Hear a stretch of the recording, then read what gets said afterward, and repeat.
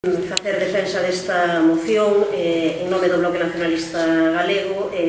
tamén como veciña da comarca polo coñecemento que teño desta situación. Como vedes na moción e como sabedes tamén a través dos medios de comunicación, hai unha forte resposta veciñal, asociativa,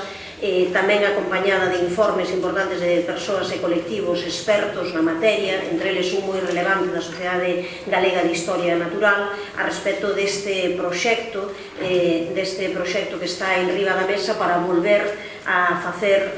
justamente extraccións mineiras nunha zona en que xa se fixeran, en que xa desde hai 30 anos xa se deixaran de facer nesa zona, mas onde ainda siguen as consecuencias a día de hoxe, porque ao final a día de hoxe a mina que no seu momento estivo xa tivo un impacto moi grande, un impacto de conformar toda unha zona que está sendo utilizada como unha escombreira nestes momentos, onde van todo tipo de refugallos que justamente acaban vertendo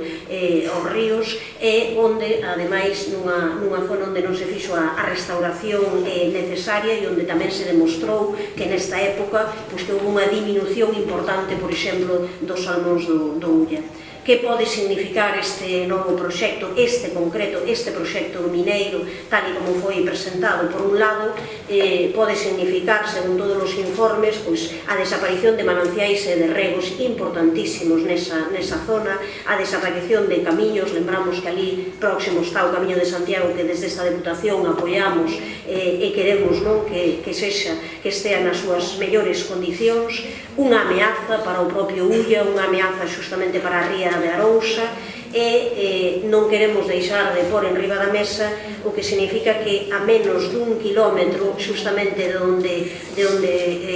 sería a contorna da explotación hai 20 núcleos de poboación, unha gardería, unha residencia da terceira idade, unha piscina municipal, unha área recreativa, un centro de interpretación, e por tanto que hai numerosos veciños e veciñas que estarían sometidos continuamente a boaduras e toda a ameaza que pode supor a rotura dos diques de contención desas balsas enormes onde justamente se introducen os residuos.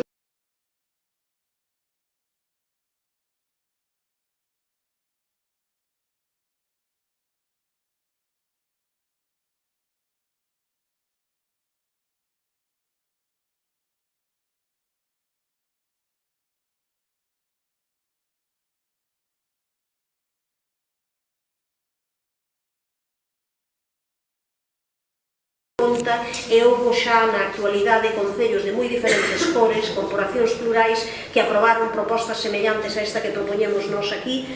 por unanimidade. O sea que hai distintos concellos, tanto Touro, Teo, Vila de Cruces, Rianxo, Vedra, Santiso, fora da nosa provincia, o caso da Estrada, de Vila García, e xa digo, na inmensa maioría deles por unanimidade. Esta moción, unha moción semellante, tamén foi aprobada onte mesmo no Concello de Santiago de Compostela. O que se fai na moción é explicar resumidamente esta situación e propoñer á corporación uns acordos que son moi sinxelos.